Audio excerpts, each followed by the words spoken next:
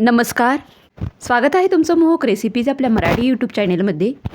आपल्यापैकी बऱ्याच जणांना काहीतरी चटपटीत खावंसं वाटतं व विशेषतः तळणीचे पदार्थ खावेसे वाटतात. तर अशांसाठी इथे आज आपण 5 मिनिटांमध्ये तयार होणारी तांदळाच्या पिठापासूनची एक रेसिपी करणार आहोत.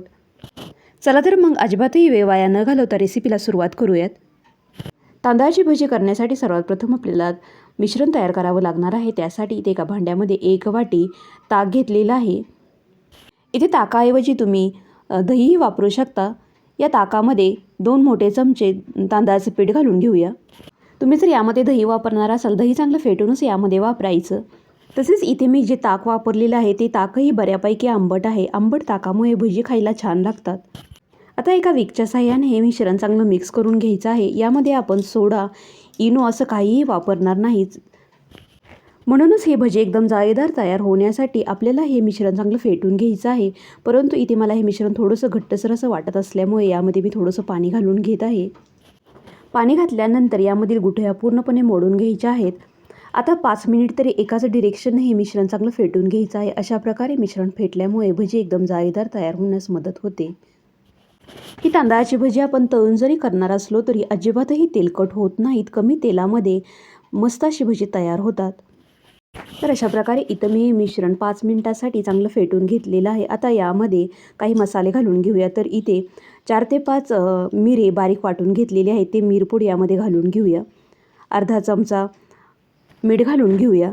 अर्धा चमचा काळे तीळ यामध्ये घालून घेऊया. इथे तुम्ही मिरचीची पेस्ट वापरू शकता किंवा मिरचीचे छोटे छोटे तुकडेही वापरू शकता. चिली फ्लेक्स वापरू शकता.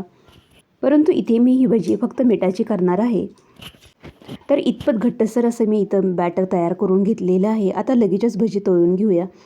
इथे एका वाटीमध्ये थोडंसं पाणीही घेतलेलं आहे. प्रत्येक वेळेस भजं सोडताना हात पाण्यामध्ये थोडासा बुडवून घ्यायचा आहे. नंतरच भजं सोडायचं आहे. कढईमधील तेल हलकंसं गरम करून घेतलेलं आहे. यामध्ये एकदम छोट्या छोट्या आकाराची भजी सोडून घेऊयात. एकदम छोट्या छोट्या आकाराची भजी केल्यामुळे एकदम कुरकुरीत तयार होतात. तसेच आतूनही एकदम जाळीदार बनतात. म्हणून छोट्या आकाराचीच भजी करायची.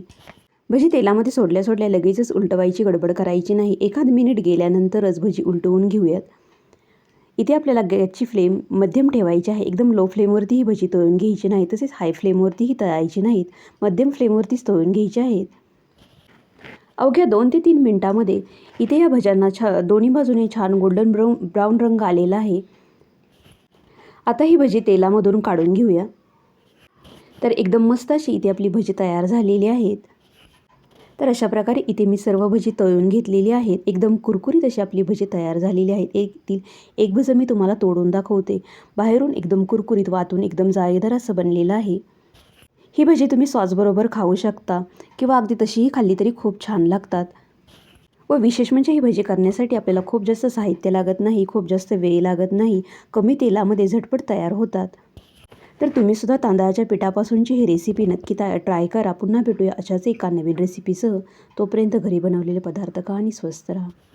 तसेच जाता जाता आपल्या चॅनेलला लाईक करा, शेअर करा आणि अजूनही सबस्क्राईब केलेलं नसेल तर सबस्क्राईब करायला अजिबातही विसरू नका. व्हिडिओ पाहिल्याबद्दल खूप खूप धन्यवाद.